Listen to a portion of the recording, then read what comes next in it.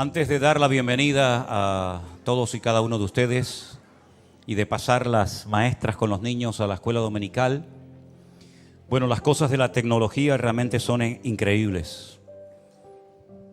Me dijeron que el domingo pasado la retransmisión que hicimos en directo por lo visto salió bien. A nosotros allí donde estábamos, las indicaciones es que estaba llegando bien, tanto la imagen como el sonido, pero bueno, ya lo que pasaba aquí no controlamos. Pero gracias al Señor parece que llegó bien la retransmisión. Estábamos a casi 10.000 kilómetros de distancia, en San Francisco, en California, en el otro lado de los Estados Unidos. Un viaje de 13 horas de avión cada otro.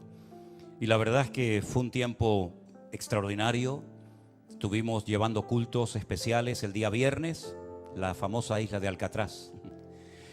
El día viernes, el sábado estuvimos prácticamente todo el día en la iglesia y luego el domingo también a la mañana. Y fue, ya digo, un tiempo extraordinario.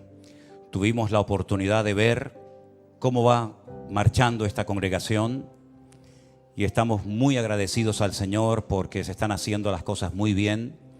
Por supuesto había comida, no solamente las mujeres tienen comida cuando hacen alguna celebración, nosotros también comimos algo. Bueno, yo prácticamente nada, pero los que estaban allí comieron bastante y tuvimos, ahí lo pueden ver, nuestro primer aniversario.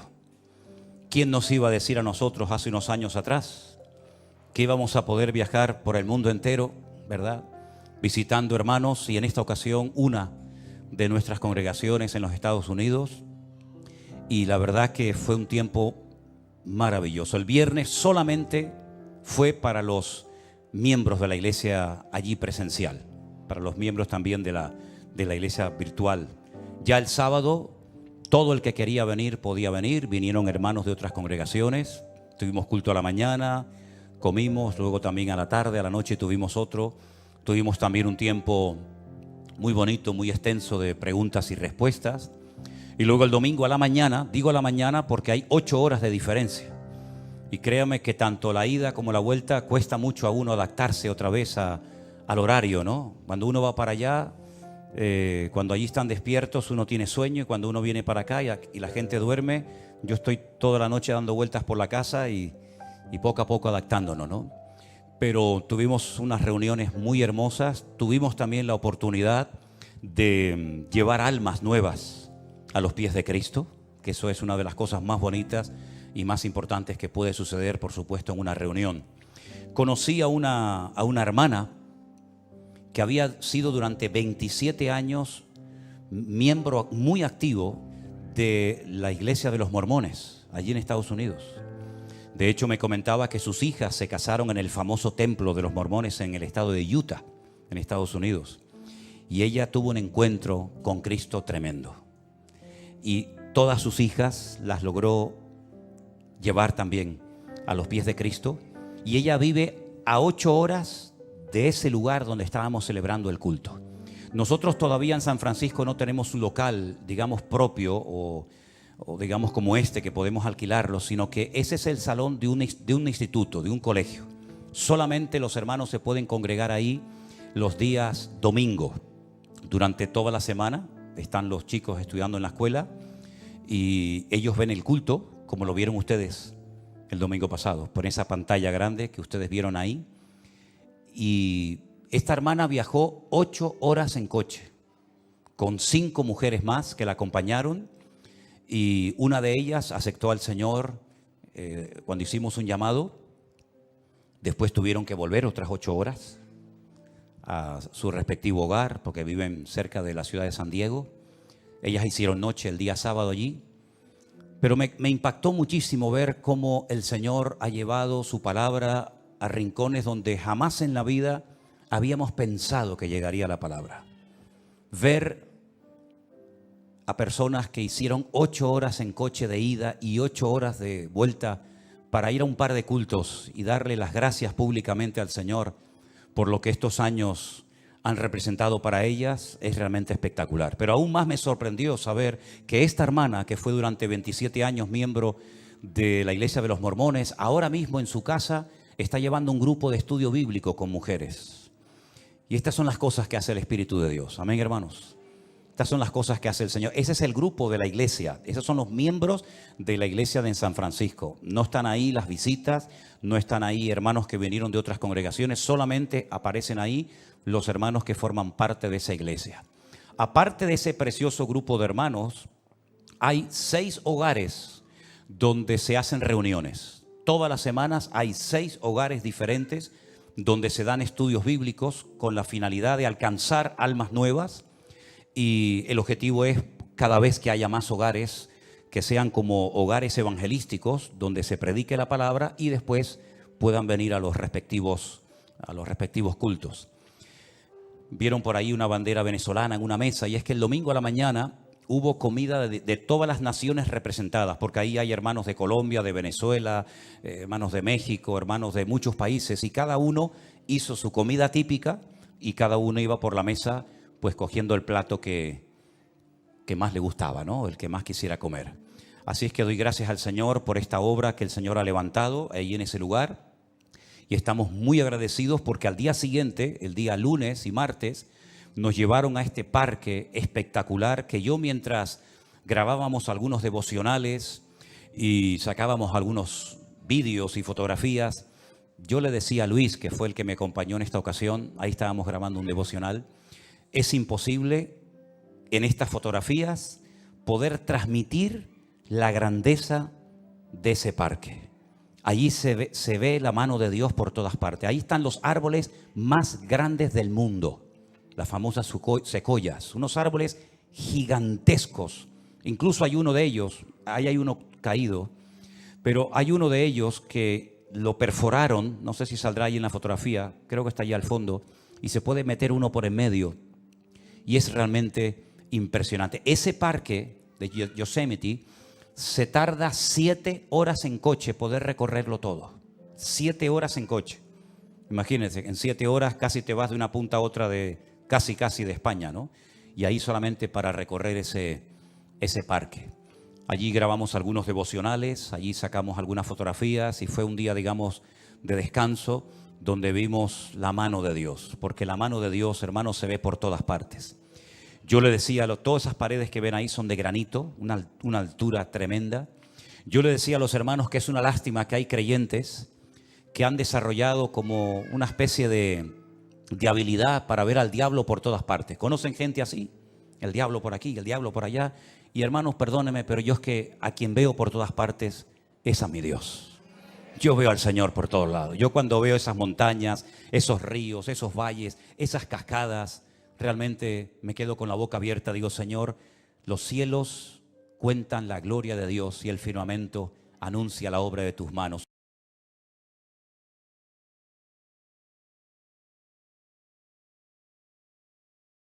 El que todavía estamos usando porque no ha terminado, la fotografía que aparece en la portada está pequeñita porque todavía no se ha producido el deshielo.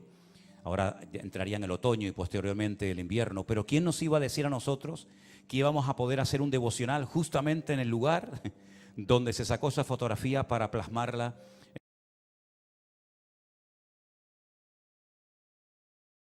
Al Señor, y estamos muy contentos por esa congregación hermosa que el Señor ha dado y ha sustentado hasta el día de hoy. A Él toda la gloria y la honra. Fuerte ese aplauso a nuestro Dios.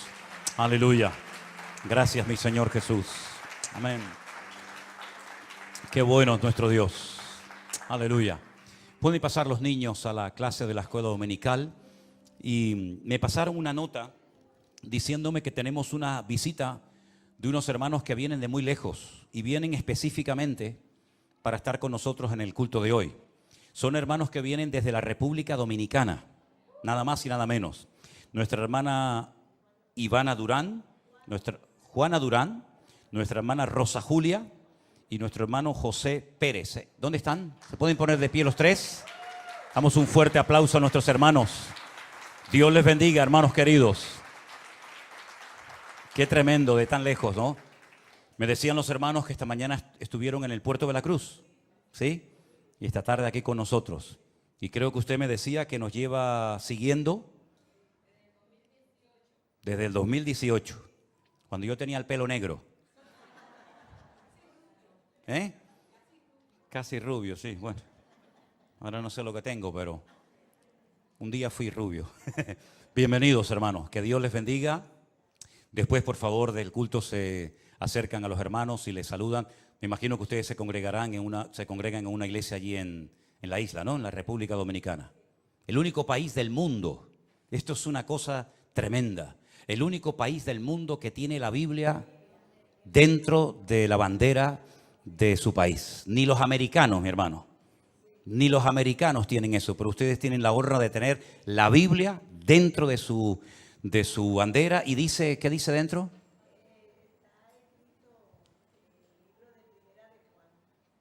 En Primera de Juan hay un texto ahí. Qué tremendo. Que no es lo mismo Juan que Primera de Juan. ¿No? No es lo mismo. Mire si no es lo mismo, hermana. Mire si no es lo mismo que un día un pastor le mandó una felicitación a una parejita recién casada y le mandó el texto Primera de Juan 5:8. Pero el que estaba escribiendo se equivocó y puso Juan 5:8. Y hay una gran diferencia porque Juan 5:8 dice 5 maridos has tenido y el que ahora tiene no es el tuyo. Y Primera de Juan 5:8 dice el perfecto amor echa fuera el temor. Fíjate lo que hace un numerito. Claro, cuando el muchacho recibió aquí, dice, ¿tú has tenido 5 maridos? ¿Qué cosa es esto? Por eso hay que tener mucho cuidado con los versículos que se digan bien, ¿verdad? Como me dijo una vez uno, dice, yo leo la Biblia. Porque le digo, pero usted tiene que leer la Biblia para conocer la voluntad de Dios, para tener una fe madura. Dice, pero si yo leo la Biblia, pastor. Digo, sí, ¿dónde lee usted la Biblia? Dígame algo de la Biblia. Dice, yo leo, y se inventó. Dice, yo leo en Jeremías. ¿Usted lee en Jeremías? ¿Qué lee usted de Jeremías? ¿Qué es Jeremías? A ver, y me dice, bueno, ya el apellido no me lo sé, me dice. Fíjate tú. Tremendo. ¿Ya pasaron los niños a las clases? ¿Sí? Ok, muy bien. ¿Hay alguien más que esté de visita por primera vez en esta tarde entre nosotros? ¿O ya todos han estado con anterioridad en la iglesia? Todos han estado aquí. Muy bien. Vamos a orar un momentito y darle gracias al Señor. Este es el momento que los hermanos en diferentes lugares ya se están conectando, ¿verdad? Dejando el tiempo de alabanza en sus lugares para seguir la predicación en vivo y en directo y disfrutar en esta tarde de la palabra que el Señor tenga para nosotros en el día de hoy. Alabado sea tu nombre, Señor. Te damos muchísimas gracias, Padre Santo, por este privilegio tan maravilloso que nos das de estudiar tu palabra, abrir este santo libro inspirado por tu Espíritu Santo, Señor, a través del cual tú siempre nos hablas, siempre nos ministras, siempre nos fortaleces el ánimo y la fe. Y pedimos que en esta tarde, Señor, siga siendo así, Señor. Que lo que hablemos, que lo que tú hayas puesto en nuestro corazón sea de bendición para todos los que van a escuchar este mensaje. En el bendito nombre de nuestro Señor Jesucristo pedimos todo. Amén y amén. Yo estaba leyendo anoche a altas horas de la madrugada, porque no tenía sueño, en el libro de los Hechos, uno de los relatos donde se cuenta la conversión del apóstol Pablo, más conocido como Saulo de Tarso. Este hombre causó mucho daño a la iglesia, porque él creía que su deber era perseguir a los cristianos e impedir el avance y el crecimiento de estos grupos, de este mensaje diferente que esta gente estaba predicando.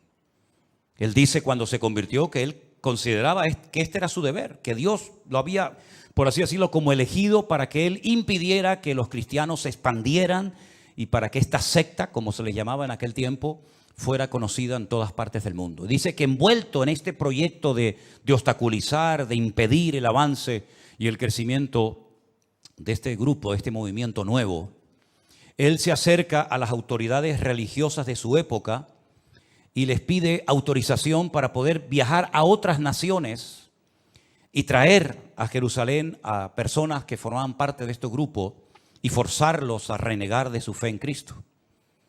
Y entonces dice que él recibe unas cartas que le autorizan a ir, por ejemplo, a Siria, concretamente a Damasco, su capital, para traer creyentes a Jerusalén y allí forzarlos y probablemente hasta torturarlos. Y vete tú también saber si hasta matarlos, para que volvieran otra vez al cumplimiento de la ley de Moisés y a todas esas cosas que sabemos. Y el capítulo 9 nos cuenta parte de su testimonio y dice la palabra de Dios que mientras él iba camino hacia Damasco, él cayó a tierra. Algo le pasó. La presencia del Señor fue tan poderosa que él cayó desplomado al suelo. Y entonces queda automáticamente ciego. Y oye una voz que le hablaba en hebreo. Y la voz le decía, Saulo, Saulo, ¿por qué me persigues?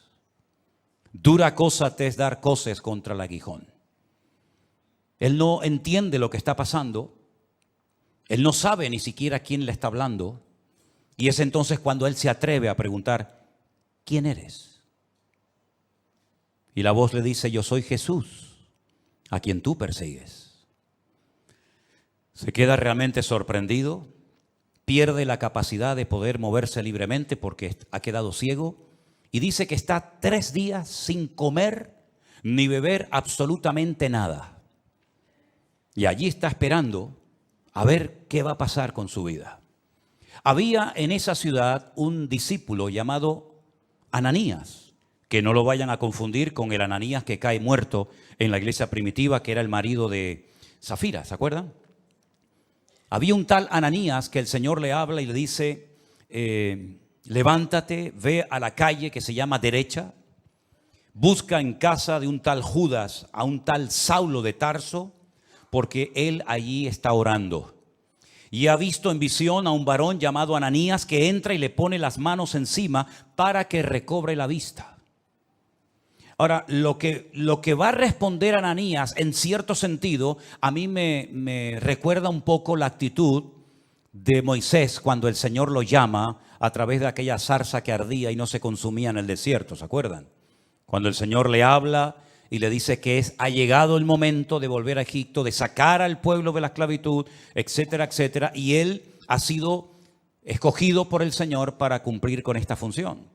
Y él pone todo tipo de excusas y bueno, Señor, no me van a creer, yo soy un hombre que no tengo facilidad de palabra, etcétera, etcétera. Y el Señor, pues después de una serie de pruebas, lo logra convencer y finalmente él va. Bueno, pues fíjense cómo responde a esa orden Ananías al Señor y le dice, Señor, he oído de muchos acerca de este hombre, cuántos males ha hecho a tus santos en Jerusalén. Y aún aquí tiene autoridad de los principales sacerdotes para prender a todos los que invocan tu nombre. Como dicen, Señor, yo sé que tú eres perfecto y tú no te equivocas, pero tú me estás mandando a que vaya a orar y le ponga mis manos encima a un hombre que es un peligro.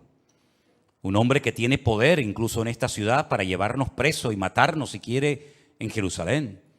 Por lo tanto, no sé, no lo dijo, pero probablemente le pasó por la mente. Es decir, si hay otro por ahí que tú pudieras mandar, yo te lo agradecería, ¿no?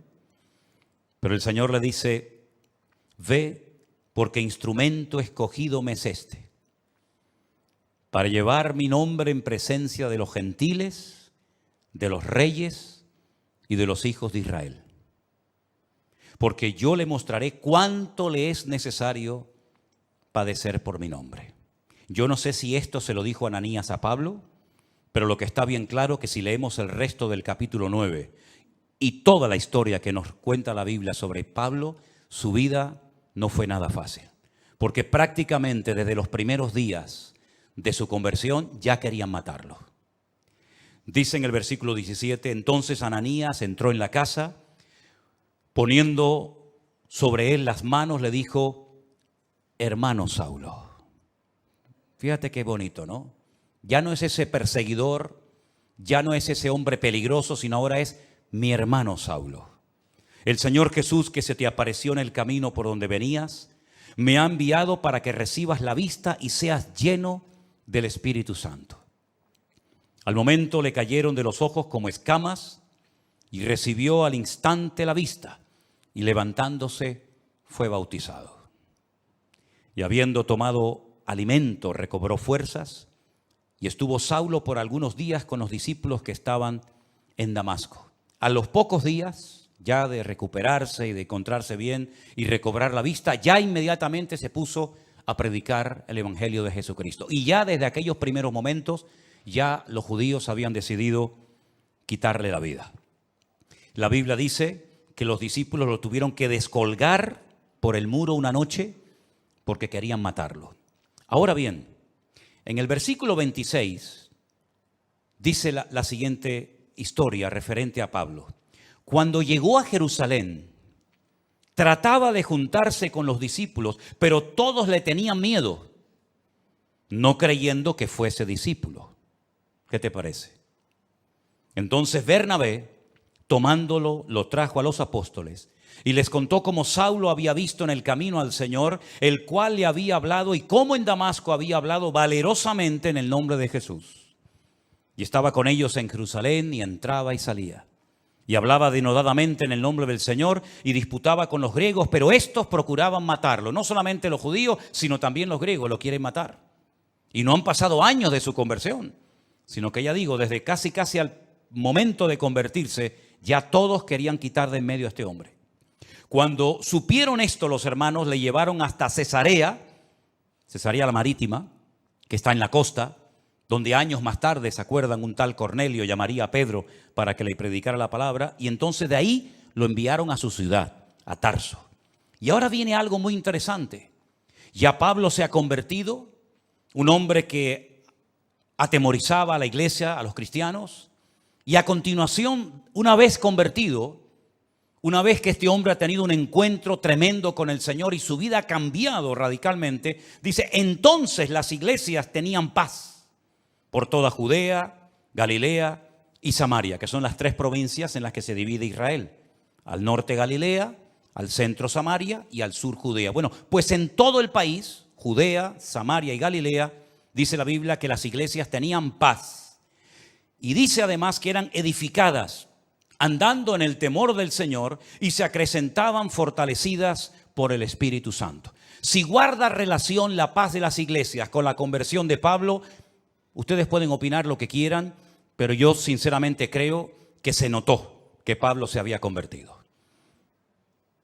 Porque la paz, una cosa es la paz que tenemos dentro por nuestra relación con el Señor, y otra cosa es que en las iglesias se pudiera cantar y se pudiera predicar la palabra y se pudieran reunir los cristianos libremente a raíz, yo estoy convencido, de la conversión del apóstol Pablo o de Saulo de Tarso. Ahora bien, no hay nada más hermoso que una iglesia que está en paz. Esto no significa de que no vamos a ser perseguidos o no vamos a tener problemas, opresiones o dificultades. Pero cuando una iglesia internamente entre sus miembros hay paz, yo creo que es una de las bendiciones más grandes que una iglesia puede tener. Así como un hogar que está en paz es una bendición. Un hogar en guerra, un hogar en crisis, donde hay gritos, peleas, insultos, etcétera, tiene que ser terrible. Pero cuando hay paz en el hogar, qué bendición. Amén, hermanos. Cuando los hijos están cómodos y a gustos con sus padres, cuando los padres están cómodos con sus hijos, cuando hay paz, cuando reina la paz del Señor en el hogar, es una bendición. Exactamente igual es en la iglesia. El tema de la paz es algo tan importante que la Biblia dice que hay que buscar la paz. Y una vez que la encuentras, síguela y no la pierdas. Y dice más, en cuanto dependa de vosotros, estad en paz con todos. Porque al fin y al cabo nosotros tenemos que ser pacificadores, dice la Biblia, ¿sí o no? Una de las bienaventuranzas del Sermón del Monte dice, bienaventurados los pacificadores, porque ellos serán llamados hijos de Dios. Si usted es una hija de Dios, usted no puede estar en guerra con ninguna hermana de la iglesia. Porque entonces usted no está siendo coherente con lo que usted dice que es. Si usted es cristiano, si usted es un hijo de Dios, usted tiene que estar en paz, no solamente consigo mismo, no solamente con el Señor, sino en paz con todos los hermanos. Y no evitar el cruzarte con ese hermano o hermana, no tener que ir por un pasillo para evitar que él venga por el otro, daros la paz, saludarse, hablarse, mirarse a los ojos y no tener que decir, bueno, voy a llegar un poquito más tarde para no encontrarme con fulanito de tal en la puerta.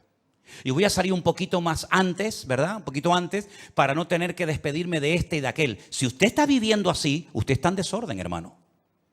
Porque esa no es la voluntad de Dios. Digo, hermano, incluyendo al género femenino. Todavía nosotros creemos en eso. Yo sé que por allá afuera, ¿verdad? Pero aquí cuando decimos, hermanos, vivamos en paz, me refiero a todos, absolutamente, hombres y mujeres. Y tenemos que hacer todo lo posible para mantener la paz, el vínculo de la paz.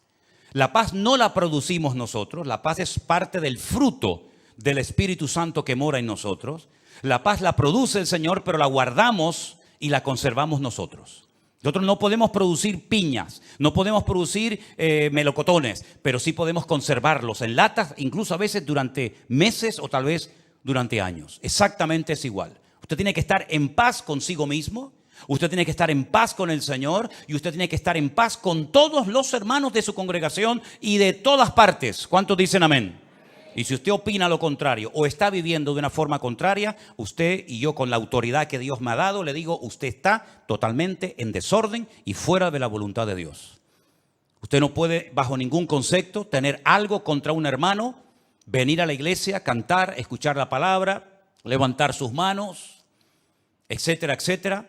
Cuando usted sabe perfectamente que hay algo que usted tiene que arreglar hace mucho tiempo con ese hermano, con aquella hermana, con esta familia o con la otra familia, y usted ha ido dilatando y extendiendo el tiempo, haciéndose el sueco, como decimos por estas partes del mundo, y no dándole importancia. Sí tiene mucha importancia. Hasta el punto que el Señor Jesucristo dijo, si cuando vas a ofrecer tu ofrenda al altar, ¿te acuerdas de que hay algo que tiene que ser arreglado? Deja tu ofrenda en el altar. Ve, reconcíliate primero y luego ven y presenta tu ofrenda. Pero lo primero es tu relación horizontal con los hermanos.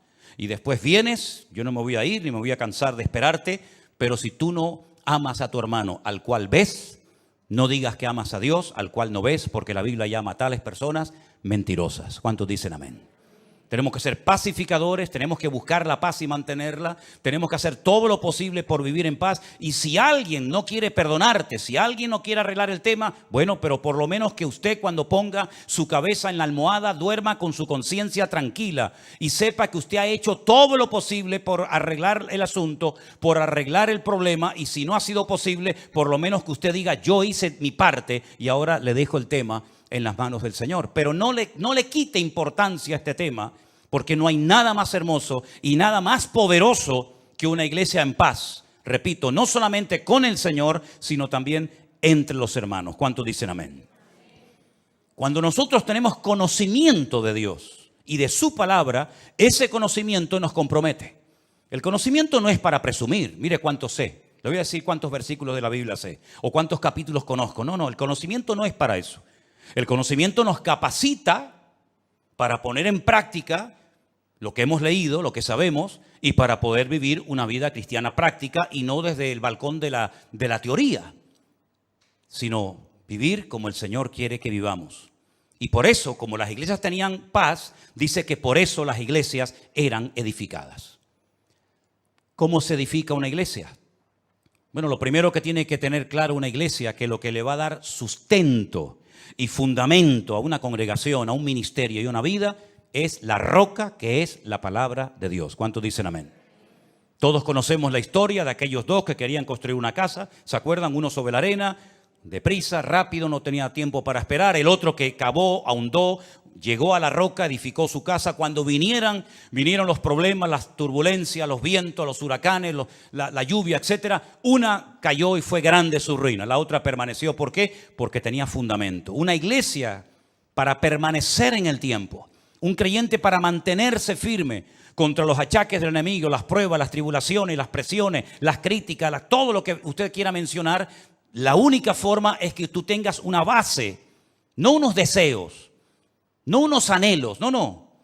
Un fundamento lo suficientemente sólido, porque la iglesia tiene que tener personalidad y criterio propio. Yo lo dije hace poco, la iglesia, el cristianismo está siendo atacado, nos están buscando las cosquillas por todas partes. Si no es por los niños en la escuela, es por la universidad, si no es por las leyes del gobierno, nos están tratando de provocar y pinchar y burlarse y reírse, hasta de una forma legal, ¿verdad? Pero sin embargo, una iglesia que crece es una iglesia que sabe lo que tiene que creer, lo que tiene que practicar y lo que tiene que rechazar contundentemente, aunque no sea popular su postura. Y es que, dicho sea de paso, el cristianismo nunca ha sido popular. Si usted lo que quiere es ahora que estás convertido, caerle bien a tu gente, algunos sí, pero te aseguro que a muchos no le hará ninguna gracia Ni les va a traer lo más mínimo saber que tú ahora dices que vas en serio con el Señor. No le va a hacer ninguna gracia. ¿Vas a aguantar la presión? ¿Vas a aguantar la burla? ¿O vas a pasar desapercibido? ¿O vas a marcar una diferencia como tantos y tantos hombres y mujeres de la Biblia a lo largo de la historia marcaron una diferencia porque no se dejaron arrastrar, no se dejaron corromper por la corriente de este mundo? Las iglesias eran edificadas porque sabían que Cristo le da estabilidad a la vida de una iglesia y a la vida de un creyente. Nosotros tenemos que ser muy valientes hoy en día, y perdonen que les diga, para encontrar a muchos cristianos valientes. Y valiente no es venir a la iglesia, eso no tiene ningún acto de valentía, por lo menos en Europa. A lo mejor habría que tener mucho valor para ir a una iglesia en otros países donde hay persecución, pero para entrar por estas puertas, ¿qué valentía tienes que tener? Ninguna. Para leer la Biblia no hace falta ser valientes, por lo menos hoy por hoy, hoy en día en Europa o en países que nos están viendo ahora mismo. Pero yo cuando hablo de valentía, hablo de tomar decisiones, de estar dispuesto a jugármela por el Señor. Hemos dicho durante años cosas que yo después compruebo a la luz de la realidad que son simplemente teorías y opiniones. Lo primero en mi vida es el Señor. ¿Seguro que lo primero en tu vida es el Señor? ¿Tú estás seguro de eso? ¿Tú estás plenamente convencido que el justo por la fe vivirá? Entonces, ¿por qué no vives por fe? Si eso es verdad y tú lo crees, ¿por qué te agarras tanto a lo que tienes y no a lo que eres en el Señor? Porque hay incluso personas que no tienen tantas responsabilidades en la vida que atender y que les cuesta tanto dar pasos de fe, pero sin embargo después predican y hablan de la fe, pero a la hora de la verdad no dan los pasos correspondientes. Las iglesias del Nuevo Testamento eran iglesias valientes, no solamente porque se jugaban la vida, muchos de ellos, sino porque el cristianismo llegará un momento en el que vas a ser confrontado con tu fe. Y en ese momento tú tendrás que demostrar si verdaderamente tú estás bien parado en Cristo o no. Las iglesias tenían paz, por lo tanto eran edificadas, pero dice además que andaban en el temor de Dios. Bueno, ya todos sabemos a estas alturas, creo yo, la diferencia entre miedo y el temor a Dios. Nosotros no tenemos miedo a nadie ni a nada, pero sí tenemos que tener temor, es decir, respeto a Dios. Tal vez uno de los versículos más conocidos que menciona este tema es el de Proverbios, cuando dice que el principio de la sabiduría es el temor de Dios. Pero es que a mí me gusta otro que también habla del temor de Dios, que también está en Proverbios, que dice que el principio de la sabiduría es aborrecer el mal. Y dice la Biblia que las iglesias de Judea, de Galilea y de Samaria andaban en el temor de Dios. Es decir, eran iglesias que andaban en orden. Eran iglesias que andaban alineadas con Dios y con su palabra. Eran iglesias que no vivían en la carne. Eran iglesias que andaban en santidad, comprometidos, sabiendo que ellos eran, como dijo el Señor, la sal de la tierra y la luz del mundo. No siempre fue así. Después hubieron tremendas persecuciones, muchos hermanos perdieron la vida, unos fueron quemados, torturados, crucificados, etcétera, etcétera. Pero por lo menos durante un tiempo, el libro de los Hechos destaca que hubo un tiempo que había paz en las iglesias. Las iglesias eran edificadas en la palabra, en el amor unos con otros, porque andaban en el temor de Dios y parece como que una cosa nos lleva a otra. Cuando hay paz, nos podemos edificar mutuamente unos a los otros. Y cuando nos edificamos es porque entendemos que el temor de Dios implica compromiso el uno con el otro. El venir a la iglesia no es, hola, hola, buenas tardes, Dios te bendiga. No es venir de excursión a la iglesia. Yo noto que hay algunos que vienen de excursión a la iglesia.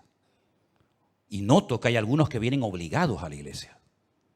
Y eso funciona un tiempo. Pero llegará un momento que no te va a funcionar ese sistema. Llegará un momento que el niño o la niña te dirán, no voy a la iglesia. Y ya no sirve. Te quito el teléfono, no sales con tus amigas, no te va a funcionar ese sistema. Porque perdiste la guerra hace muchos años y la quieres ganar ahora. Y yo dije hace unas cuantas semanas atrás que hay batallas que las tienes que ganar hace años. Tuviste que haberlas ganado hace años. Como David aprendió a ganar muchas batallas en su vida privada para después, cuando llegó el momento de su vida pública, derrotar a aquella mole de hombre llamado el gigante Goliat. Pero no era la primera vez que se enfrentaba a un obstáculo tremendo. Ya él después contó lo que hacía en su vida privada, que por cierto nadie lo sabía, pero él y Dios sí lo sabían. Por lo tanto, hay batallas que si tú has ido perdiendo en tu intimidad, después no vengas aquí dándotelas de valiente de que ahora todo se va a solucionar porque has perdido la guerra hace muchos años. Por eso cada día, dice Pablo, empezamos de cero. Y corro para ver si logro asir aquello para lo cual un día el Señor me agarró a mí. Porque todavía queda mucho camino por recorrer y mucho terreno por conquistar para el Señor. A veces decimos, he escuchado a hombres que dicen, la Biblia dice que la mujer tiene que someterse al hombre. Ya perdiste la guerra. Si vas así, ya perdiste la guerra, no hoy, hace años la perdiste. La Biblia dice, los hijos tienen que honrar a sus padres. Y si subes el volumen para darle como más fuerza a tu argumento, hace años que perdiste la guerra. Ya ni usando el versículo te funciona. Porque no es por presión, es por convicción. ¿Tú te has asegurado de que tus hijos han nacido de nuevo? Porque si no han nacido de nuevo, ¿cómo lo vas a obligar a venir a un sitio donde Cristo y su palabra es la prioridad? Si tú has perdido la guerra en tu familia y en tu vida privada, en tu vida pública, tarde o temprano, saldrá a la luz tus derrotas personales. Por eso, queridos hermanos, si no somos capaces de andar en el temor de Dios, ¿qué es el temor a Dios? Pongamos ejemplos prácticos. El temor a Dios es tener respeto a las cosas de Dios. El saber que aunque nadie me está mirando, aunque nadie me está observando, eso que estoy haciendo en ese momento, eso que estoy mirando en ese momento, no es la voluntad de Dios. Y no necesito a alguien que me fiscalice, no necesito a alguien que me haga sombra o me ponga encima su mirada para decir, ay, perdón. Porque yo sé que los ojos del Señor me están observando 24 horas al día. Y el temor de Dios funciona cuando debería de funcionar cuando estoy acompañado y cuando estoy solo. Y ese era uno de los secretos del crecimiento numérico y cualitativo de la iglesia en aquellos tiempos. Que andaban en el temor de Dios, sabían que hay cosas que no le agradan al Señor. Y déjenme que les diga algo. En aquellos tiempos, por lo menos en este momento, no todo el mundo tenía como tú y como yo una Biblia en la mano. Porque eso de tener una Biblia en la mano completa, desde lo que Dios le decía a Moisés, lo que Dios le revelaba a David en aquellos hermosos salmos, lo que el Señor le reveló a Juan en la isla de Patmos en cuanto al futuro, lo que Pablo daba como instrucciones a las iglesias de Corinto, de Éfeso, de Colosa, de Filipo, etcétera. Toda esa instrucción, toda esa enseñanza, toda esa sabiduría, toda esa colección inmensa de palabras reveladas e inspirada por Dios, eso es un privilegio que durante siglos y siglos millones de hermanos nuestros no tuvieron. Es muy fácil cuando tú oras al Señor decir, bueno, creo que esta porción de Corintios o de Romanos o de Filipenses o este salmo o esta palabra de Isaías o de Jeremías o este ejemplo de Daniel o de José me pueden venir bien. Sí, claro, pero porque tú tienes toda la Biblia. Pero te repito, durante siglos y siglos hubieron millones de hermanos nuestros que nunca tuvieron el privilegio de tener una Biblia en sus manos. Y eso es algo que tenemos que valorar. Hay cosas que tenemos que valorar en nuestra vida para que nuestra vida realmente sea una vida fructífera y bendecida por el Señor. Y una de ellas es tener toda la palabra de Dios en mi mano, a la cual puedo recurrir y estudiar y escudriñar en cualquier momento. ¿Cuántos dicen amén? Otra cosa muy importante que tenemos que valorar es la iglesia que tenemos. ¿Saben cuántos hermanos les gustaría tener un lugar donde poder congregarse y no lo tienen? Bien porque a lo mejor no hay una iglesia cerca de su casa, bien porque las que hay son un desastre y enseñan cosas que no son bíblicas, por el motivo que sea. Pero ¿sabes el privilegio de poder tener un lugar donde tú puedes encontrarte con otros hermanos cuantas veces tú quieras? ¿Saben el privilegio que tienen, por ejemplo, nuestros hermanos allí en San Francisco, con lo que estuve la semana pasada, de tener una iglesia? Amen su congregación, amen las personas que están trabajando allí, dando su tiempo y su vida. Hay algunos que tienen la sensación de que siempre lo que no tenemos es lo mejor y no lo que tenemos. Siempre la mejor iglesia es la que no tengo. El mejor pastor es el que no tengo. Los mejores líderes son los que no tengo. ¿Cuándo llegará el día en que muchos cristianos inmaduros y carnales se den cuenta que lo mejor no es lo que me falta, lo mejor es lo que ya tengo, que me dio el Señor hace mucho tiempo. ¿Cuántos dicen amén? Dele gracias a Dios por sus hermanos.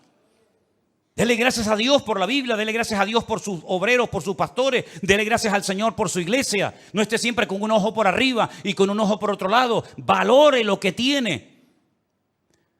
Porque yo he llegado a la conclusión de que hay algunas personas que dicen que se fueron de algunas iglesias, pero después viendo cómo andan hoy en día, pues a lo mejor empiezo a dudar de que no salieron de su iglesia porque a lo mejor en su iglesia se hacía todo mal, sino porque a lo mejor ellos eran los que estaban mal y no querían someterse ni obedecer la palabra de Dios.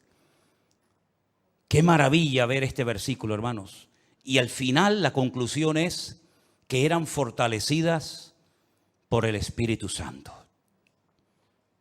Tenían paz, eran edificadas, andaban en el temor de Dios, se acrecentaban, es decir, crecían, se multiplicaban, fortalecidas por el Espíritu Santo. Este es el diseño bíblico perfecto para una iglesia local o en cualquier parte del mundo donde se encuentre.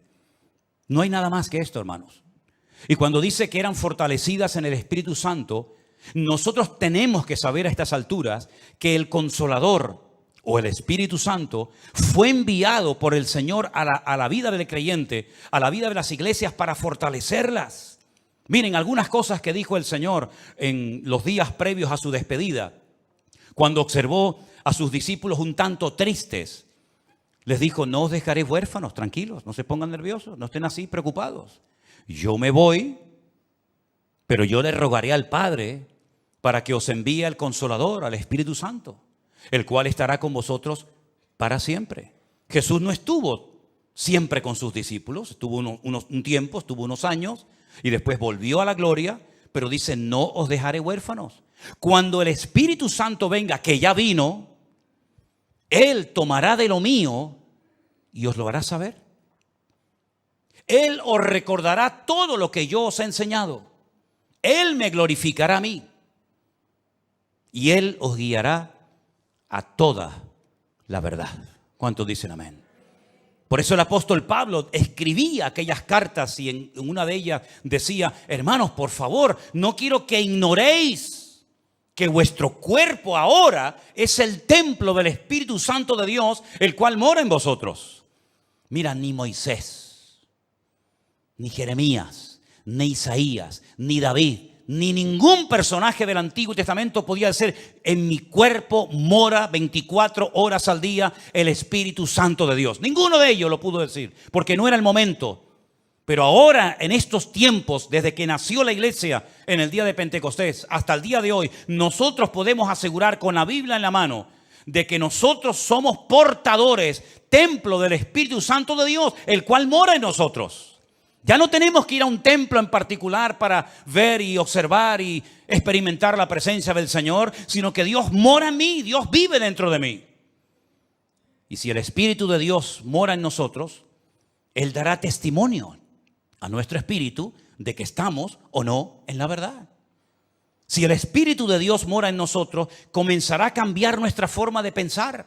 Porque dice que los que son de la carne piensan en las cosas de la carne. Faltaría más. ¿En qué van a pensar?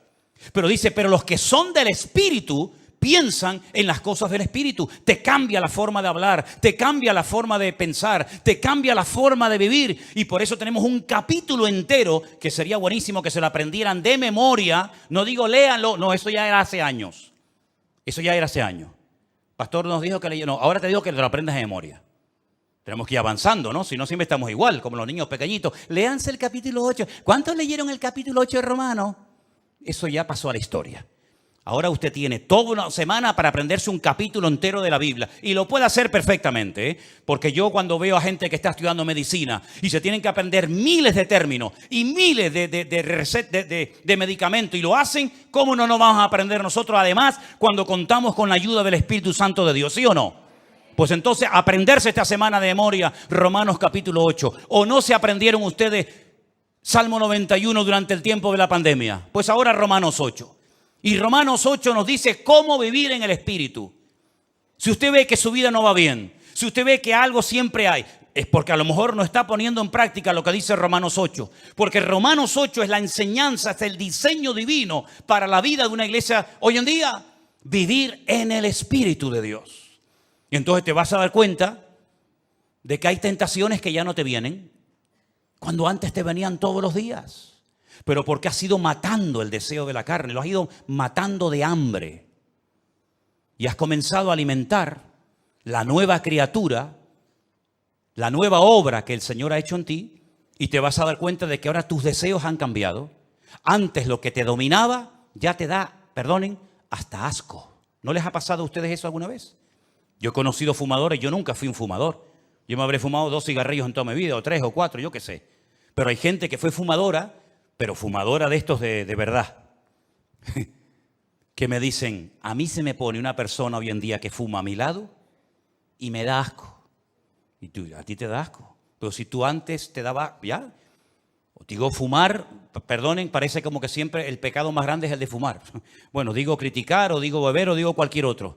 Cuando tú verdaderamente estás empapado y enamorado del Señor y tienes tus ideas claras y estás alineado y centrado en el Señor y andas no por impulsos, por emociones, por sentimientos, sino andas fortalecido en el Espíritu y por el temor de Dios, te vas a dar cuenta de que tus gustos han cambiado.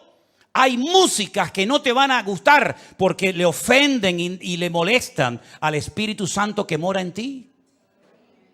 Pastor, es bueno que yo oiga esto o lo otro. Digo, usted es cristiana, ore al Señor y ya verás lo que el Espíritu Santo te dice a tu corazón. Es más, si estuviéramos más llenos del Señor, no haríamos tantas preguntas. Estoy convencido de ello. Porque el Espíritu que mora en nosotros nos pondría en nosotros el anhelo de Cristo para hablar, para pensar, para vestirnos o para lo que sea. Cuando usted se pone en el espejo, pregúntale al Señor, Señor, ¿cómo me ves? ¿Hay algo que no te gusta de mí? Y yo te aseguro que si tú eres sincero contigo mismo, el Señor te va a decir, quítate ese pendiente de la oreja, bobo. ¿Qué haces tú con eso? ¿Qué haces tú con eso? Ay, perdón, Señor. ¿Y para qué te estás pensando en poner un tatuaje? No, pero me voy a poner, esfuérzate y sé valiente. Déjate de tatuaje y vive esforzado y valiente. Porque te lo puedes poner en el brazo, pero después puedes ser un pelele y un machango. Así que déjate de tanto tatuaje y tanta bobería. Señor, ¿y yo puedo ir a la playa y quitármelo de arriba para ponerme morenita?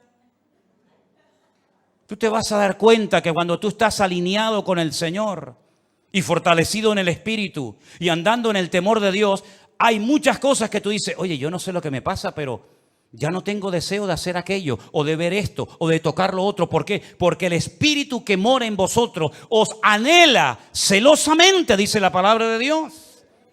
Y si no, miren ejemplos en la Biblia de personas que nunca jamás leyeron la Biblia y decían, eso no lo podemos hacer porque eso no es la voluntad de Dios. ¿Y dónde lo habían leído? No hace falta leerlo. Tenían tanta comunión, estaban tan alineados con el Señor que sabían lo que a Dios le agradaba y lo que a Dios le desagradaba. Así de claro. Pero claro, hijo, si tú vives en la carne, si tú estás todo el día pensando en la carne, si estás rodeado de carne y si también te mueves en un ambiente de carne y después dices, no, es que no se me abren las puertas, es que Dios no me ayuda, es que Dios no me bendice, pero tú te crees que con la vida de desorden que tú llevas, Dios tiene la obligación de edificarte, de fortalecerte y de bendecirte. Hay un precio que pagar, queridos hermanos. Esto no es apretar un botón y decir, bueno, yo toco el botón y ya de arriba abajo el Señor me llena, me bendice y me transforma. No es así. Primeramente piensa, ¿cómo me llevo yo con mis hermanos en la iglesia? ¿Hay paz unos con otros? Porque si no hay paz, esto no es para ti, ¿eh? Esto no es para ti. Tendrás que pasar hoy, aceptar al Señor, pedir perdón y arrepentirte. Pero si tú estás en paz, entonces, ¿qué vas a querer? Edificar a los hermanos. Y si habéis prestado atención a la lectura esta tarde que dice, ¿cómo se edifica la iglesia? Por la actividad propia, mutua, de cada miembro. ¿Lo habéis leído, no? ¿Sí o no? El cuerpo va creciendo según la actividad propia de cada miembro para ir edificándose en amor. Así se edifica una iglesia. Con la actividad de cada uno de nosotros, aportando cada uno su granito de arena, aportando cada uno su don, su talento, su habilidad, su conocimiento, etcétera, etcétera, y cada uno aportando lo que tiene que aportar, lo que Dios te ha dado, ese cuerpo va creciendo y se va edificando hasta llegar a la estatura de la plenitud de Cristo, a un varón perfecto. Eso es lo que dice la palabra de Dios. Si lo hacemos, el crecimiento viene solo. Esta gente no tenían que salir por las calles haciendo campañas evangelísticas. Es que yo no veo en la Biblia campañas evangelísticas, sino que dice que el Señor añadía cada día a la iglesia los que habían de ser salvos. No estoy diciendo que no haya que salir a predicar el evangelio, no estoy diciendo eso. Lo que estoy diciendo es que el Señor mandaba a la congregación y era la iglesia un imán que atraía a la gente, porque el estilo de vida de los creyentes era diferente, y lo que hoy en día la gente está buscando es gente que sea honesta, que sea sincera, que vivan lo que predican y no que digan una cosa y que luego hagan otra. Por eso, mis queridos hermanos, el Espíritu Santo se movía en aquellas congregaciones con una libertad tremenda. ¿Por qué? Porque donde hay santidad, donde hay orden, ahí se mueve el Espíritu de Dios. Cuando la iglesia no es esto, cuando la iglesia no funciona según este diseño bíblico, la iglesia se convierte en lo que tú quieras. En un club de amigos, en una ONG, en un lugar de altruismo, en un lugar donde se reparte tal vez comida, pero la iglesia perdió la función de ser el agente de Dios en este mundo. Y el Señor nos da la oportunidad y el privilegio de reunirnos pues 1 o 2 veces a la semana o cuando sea en este lugar o en cualquier otro. Pero durante la semana la luz se esparce. Ahora la luz está concentrada en un lugar.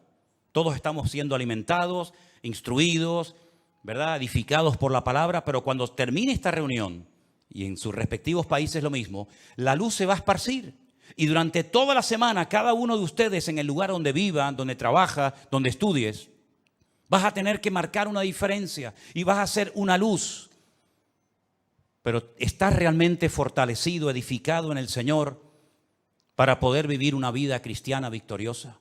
Porque si tu vida cristiana depende única y exclusivamente de un culto, yo no sé cómo aguantas, sinceramente. Yo no sé cómo puede aguantar un creyente viviendo única y exclusivamente de cultos. Eso es muy complicado.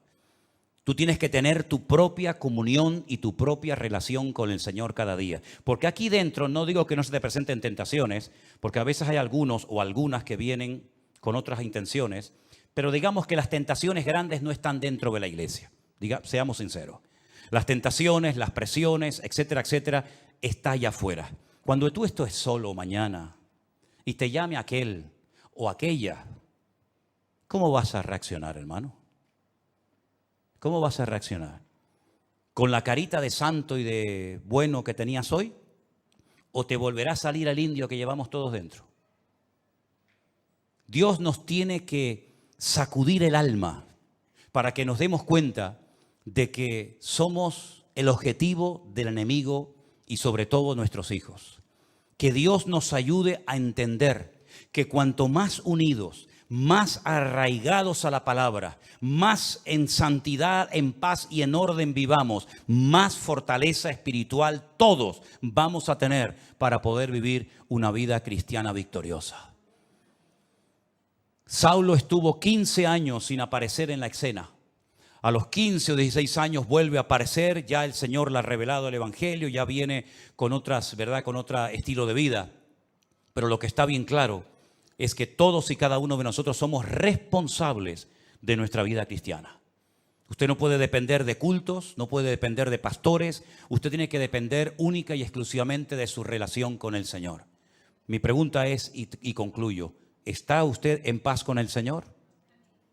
¿Y con usted mismo? Porque hay gente que está enfadado con ellos, ¿sabían eso? Hay gente que no se soporta, no se aman.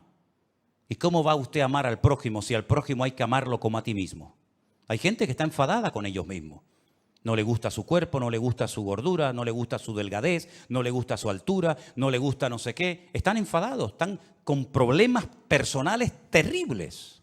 Y llevan años arrastrando, y mira cómo estoy, y mira cómo no estoy, y mira el granito aquí, y mira el granito allá, y mira que no sé qué. ¿Ya te has aceptado a ti misma? ¿Sí o no? Yo me acepté a mí misma hace muchos años, No tengo ningún problema personal conmigo mismo. Estoy en paz con Dios, estoy en paz conmigo mismo, pero en lo que tenemos que esforzarnos cada día es estar en paz con todos los hermanos, ¿sí o no? Esa es nuestra obligación. No va a venir el arcángel a decir, vete a hablar con ella, llámala aparte, vete allí, arriba, abajo, y arregla este tema antes de que te vayas de la iglesia. Es una vergüenza que hay creyentes que a veces tienen una oportunidad en un culto para arreglarse con un hermano y no aprovechan la oportunidad y se van. Y si te hubieras muerto durante la semana, te vas de este mundo con la pena de no haber arreglado la situación con este hermano o con esta hermana. Es nuestra obligación, es nuestro deber, ¿verdad? ¿Estás edificándote en el Señor cada día? ¿De qué estás comiendo, mi hermano? ¿Qué estás comiendo? ¿Qué estás alimentando tu alma? ¿Con la palabra de Dios, con buena literatura cristiana, teniendo comunión con el Señor y con su palabra? ¿Estás comiendo sanamente o estás comiendo basura? Ustedes saben que se ha puesto de moda la comida basura, es la más rápida, ¿no? Ay, hermano, me invitaron unos hermanos a comer un potaje en su casa. Qué diferencia comerte un buen potaje a comerte una birria de hamburguesa. Hazme el favor. ¿Estás comiendo bien espiritualmente hablando? ¿Estás comiendo bien? Es tu obligación, no la mía, es la tuya. ¿Estás fortaleciéndote en el Señor? ¿Estás andando en el temor de Dios?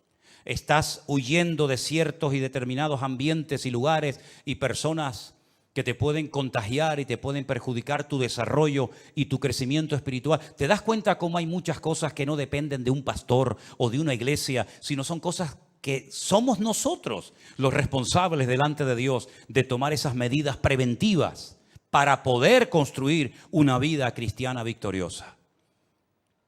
Medita en todo esto que has escuchado esta tarde, hermano.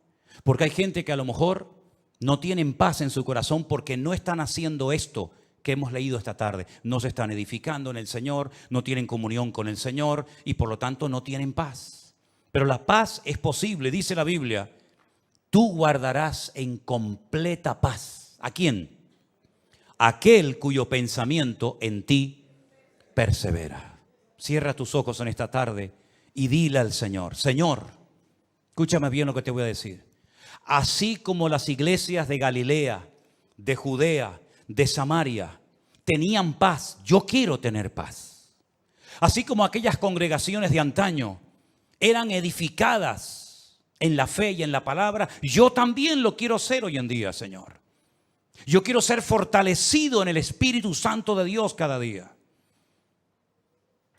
Yo quiero amarte y quiero temerte, porque eso es lo que significa tener temor de Dios, respetar a Dios, tener respeto a Dios y no ser un descarado, un irreverente, un desobediente, sino ser una persona que tiene respeto de Dios.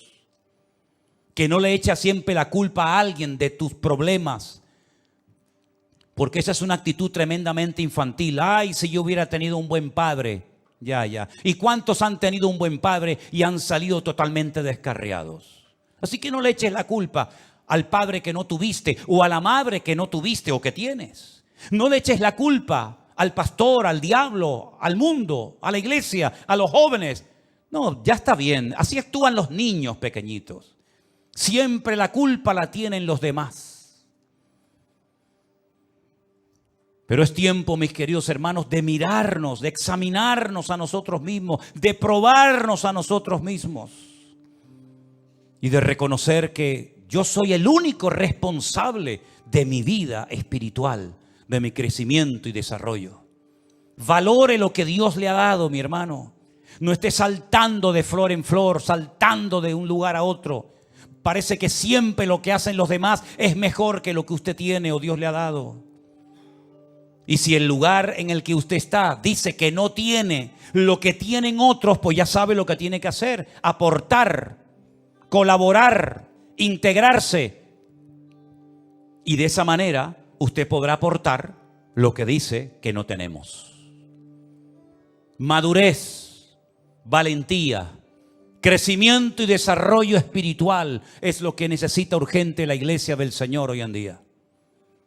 Ya basta de ese cristianismo superficial, con una falta de compromiso total y absoluta. Hermanos, nosotros, dice la Biblia, estamos completos en Cristo Jesús. Usted está completo en Cristo Jesús. Solamente tienes que echar mano de lo que Dios te ha dado hace mucho tiempo. El mismo Espíritu de Dios que moraba en Cristo Jesús, nuestro Señor, es el mismo Espíritu que mora ahora en ti. Ni más ni menos. Por eso dice la Biblia que el Espíritu que levantó a Cristo de los muertos vivificará vuestros cuerpos mortales por su Espíritu que mora en vosotros. Escuche bien esto, el mismo Espíritu que ungió a Jesús, el mismo Espíritu que guió al Maestro, el mismo Espíritu que Él dijo, el Espíritu de Dios está sobre mí y me ha ungido para dar vista a los ciegos, para dar libertad a los cautivos, para pregonar el año agradable del Señor. Ese mismo Espíritu ahora mora dentro de usted. El mismo. La misma unción, la misma autoridad, el mismo poder. Use, eche mano. Como decía Pablo a Timoteo, echa mano de la vida eterna. Usa lo que Dios te ha dado. Aviva el fuego del don de Dios que está en ti. No lo apagues. Cumple con tu llamado. Cumple con tu ministerio. Esfuérzate. Pelea la buena batalla. Acaba la carrera. Guarda la fe. Es nuestro deber. Son deberes personales, intransferibles. Nadie puede ocupar mi lugar de oración ante mi Dios. Alguien puede orar por ti, pero si tú no oraste ese día, te lo perdiste. Nadie puede ocupar esa banca, esa silla donde tú estás sentado más que tú. Porque un día Cristo se apareció en un culto y faltaba uno, y fue el mejor culto de todos, porque se apareció nada más y nada menos que el resucitado, victorioso y glorioso, el Rey de Reyes y Señor de los Señores, y Tomás no estaba. Nadie puede leer la Biblia por ti, nadie puede evangelizar por ti. Otros podrán hacer algo parecido a ti, pero tus deberes eres tú el responsable de cumplirlos. Ni papá, ni mamá, ni la esposa, ni el marido, ni los hijos, ni el pastor, ni la iglesia. Tú eres el responsable. Es como si tú mañana no vas a trabajar. Tal vez el jefe puede llamar a otro, pero tu deber era haber estado allí. Así que, mi querido hermano y amigo, como le dijo el Señor a Ananías, levántate y ve a orar por Saulo de Tarso. Es que es un hombre peligroso. Levántate y vete a orar por Saulo de Tarso. Es que he oído de muchos males que ha hecho a tus santos en Jerusalén. Levántate y ve a la calle derecha. Pon las manos sobre él para que recobre la vista. Ananías, déjate de excusas. Levántate. Y como dice la palabra, y lo dijo Saulo de Tarso, es hora de levantarnos del sueño. Porque la noche está avanzada y se acerca el día. Señor, gracias por tu palabra. Queremos ser esta iglesia de la cual se habla aquí en tu palabra. Iglesias fortalecidas en el Espíritu. Iglesias que andan por el temor de Dios. En paz. Los hermanos unos con otros. Sin guerras, sin peleas, sin murmuraciones ni divisiones internas. Queremos, Señor, vivir conforme a tu diseño en nuestras vidas. Que tú tomes posesión de todo nuestro ser. Y que en estos tiempos difíciles en los cuales nos ha tocado vivir, podamos ser la sal y la luz del mundo. Sabemos que la tierra ya está dando esos dolores de parto tremendos. Cada vez serán más frecuentes y más dolorosos. Y aunque el hombre natural no puede entender lo que está sucediendo, el hombre espiritual sabe qué está sucediendo. Y algunos dicen, ¿por qué? ¿Y por qué? Y yo digo, ¿por qué no? No es por qué. Sabemos para qué el Señor está permitiendo todas esas cosas en países donde se prohíbe su palabra, en países donde persiguen a los cristianos, en países donde se dice en un libro sagrado que tienen que Cristo no es el Hijo de Dios y que no murió en una cruz y que no resucitó, ¿no? Pues muy bien, no quieren andar a las buenas, serán sacudidos como la higuera hasta que caigan de rodillas y reconozcan que el único que puede traer paz es aquel que murió y resucitó al tercer día y está próximo a venir otra vez a este mundo. Recibe la gloria, mi Señor. Aleluya. Sigue obrando, aunque el mundo se burle y se queje, sigue sacudiendo a las naciones de la tierra para que crean que tú eres el camino, la verdad y la vida. Aleluya. En el nombre de Jesús. Amén. Nos ponemos de pie, amados. Aleluya, Jesús. Te adoramos. Levanta tu mano al cielo y adora al Señor, Jesús. Adoren al Señor, hermanos queridos. Él está aquí con nosotros ahora mismo. Aleluya. Santo tu nombre. Aleluya. Te adoramos, Señor. Digno eres. Digno eres, Señor. Sigue obrando, Jesús. Sigue obrando, Señor. Sigue hablando, Señor. Sigue hablando. Oh, Jesús. Gracias. Oh, gracias, Señor. Gracias, Señor. Te adoramos. Oh, gracias. Gracias, Señor Jesús. Aleluya. Y más de ti. Sí, Señor. Gracias, Jesús. Te adoramos, te adoramos. Te adoramos, Señor Jesús. Aleluya.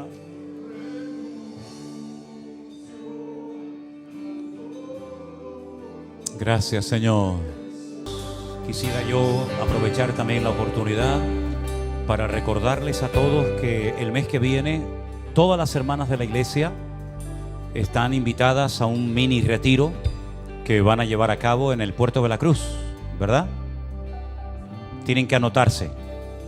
Tienen que anotarse. Ahí están los datos, la fecha, guardando tu corazón. Yo espero que las hermanas de la congregación puedan asistir, ¿verdad? Y disfrutar de este tiempo especial que el Señor les va a permitir tener el día 13 y 14 de octubre, Dios mediante.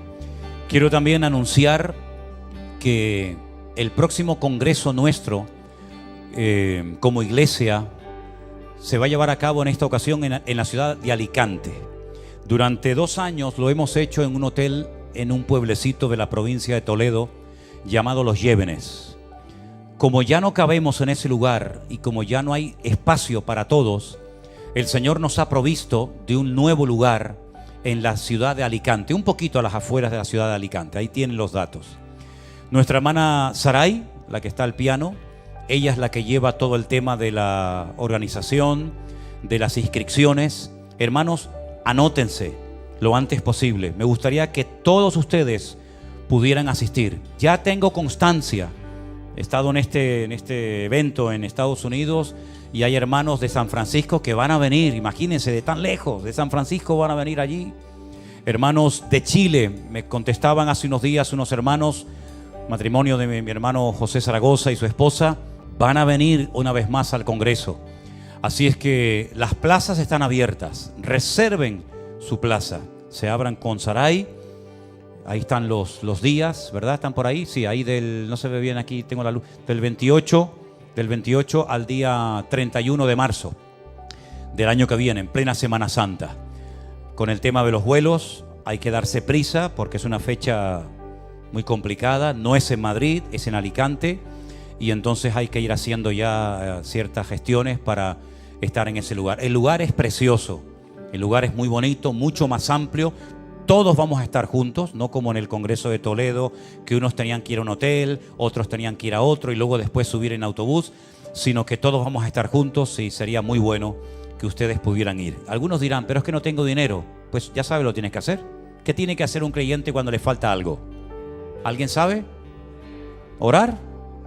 Uno dijo, pedirle a otro. No. Orar. Ore al Señor. ¿Cuánto vale? Señor, me hace falta este dinero para el avión y para la estancia. ¿Y el Señor te lo va a dar? ¿Cuántos dicen amén? Si no lo crees, no lo vas a recibir. Está más claro que el agua. Es como yo le digo a la gente, ay, yo quiero ir a Israel. Pues ore. Y si oro, ¿qué va a pasar? Dios te va a llevar. Así de claro. La primera vez que yo fui a Israel me invitaron. Un matrimonio me invitó, fui.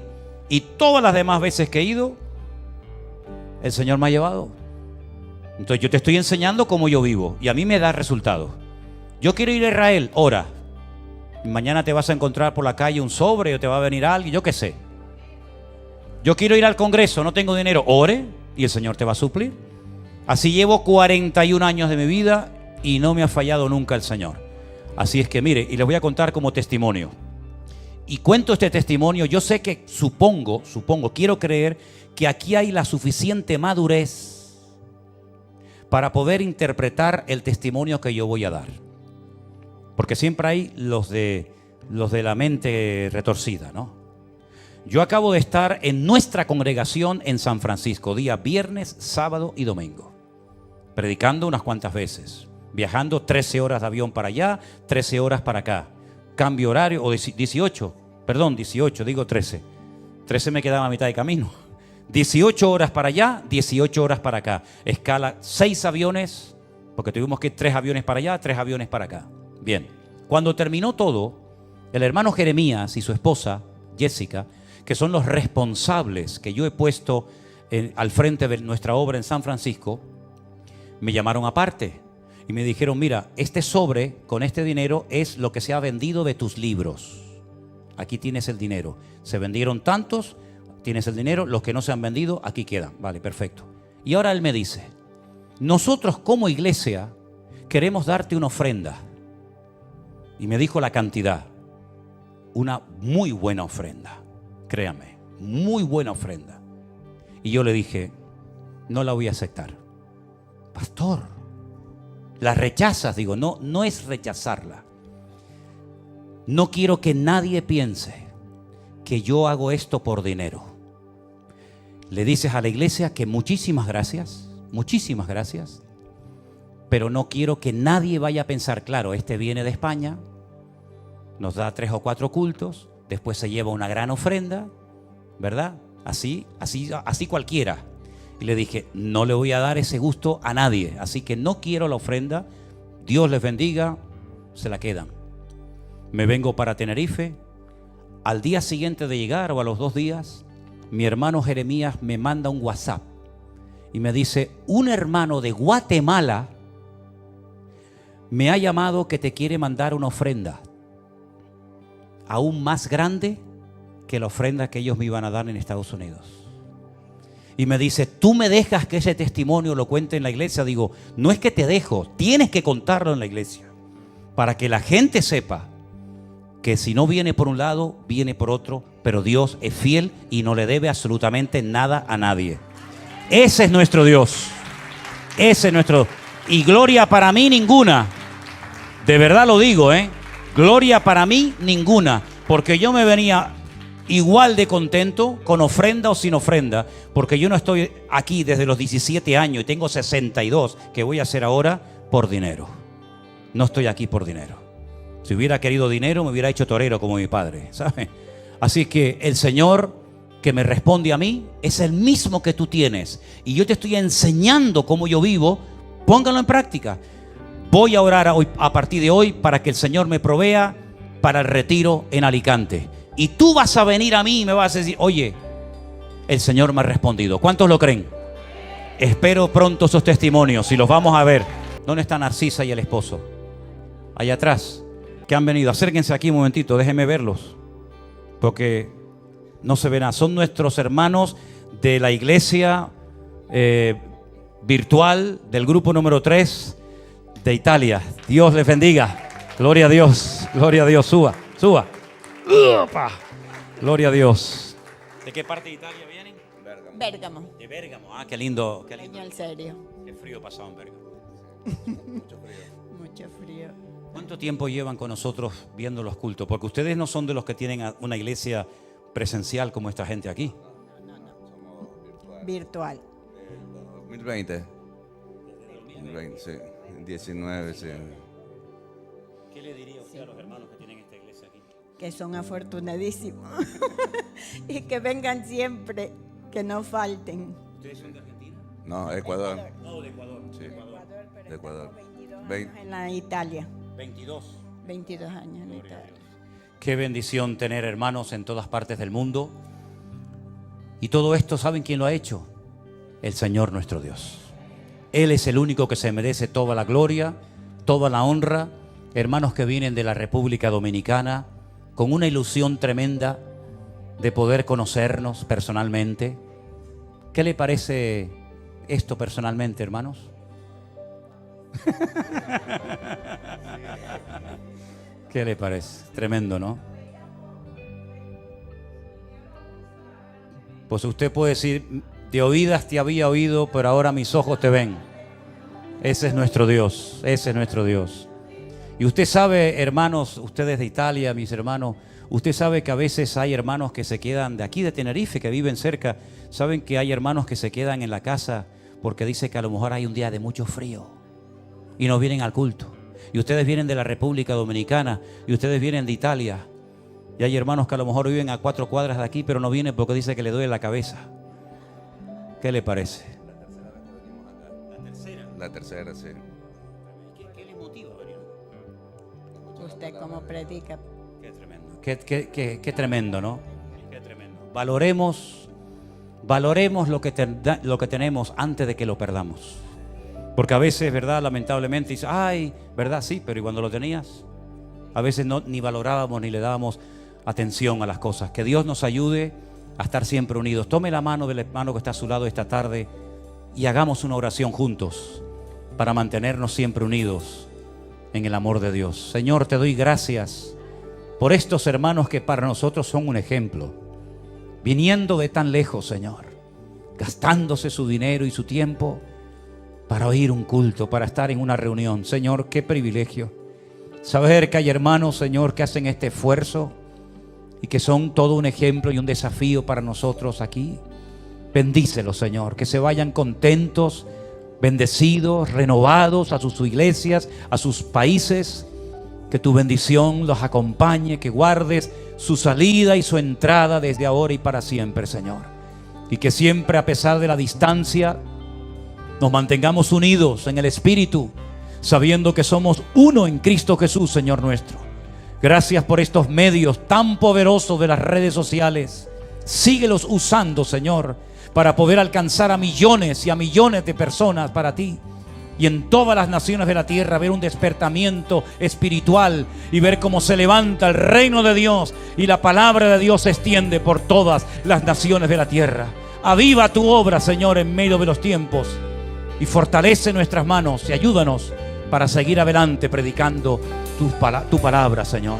Bendícenos en esta tarde con tu bendición. En el nombre de Jesús. Amén y amén. Fuertes aplausos a nuestro Dios. Aleluya.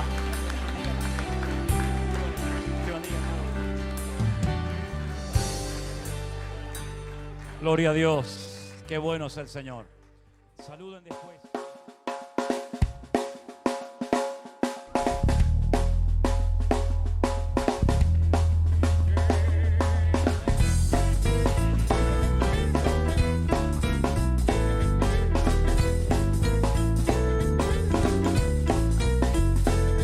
Tiene roto el corazón de tanto sufrir y llorar. Tienes que aprender a descansar en Dios. No importa lo que te dijeron, no importa lo que te hicieron. Tienes que aprender a descansar en Dios.